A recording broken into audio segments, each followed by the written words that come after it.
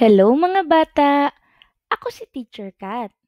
Ngayong araw, ang aaralin natin ay parisukat. Ang parisukat o square ay isang hugis na pantay-pantay ang gilid at may apat na sulok. Ang mga sumusunod ay mga bagay na hugis parisukat. Biskwit, bintana, regalo, puzzle, kahon.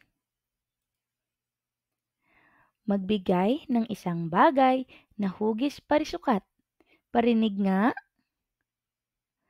Magaling! Ngayon naman, subukang iguhit ang parisukat sa hangin. Patingin nga? Mahusay! Ngayong araw, ang napag-aralan natin ay parisukat. Ako si Teacher Kat. Thank you for watching!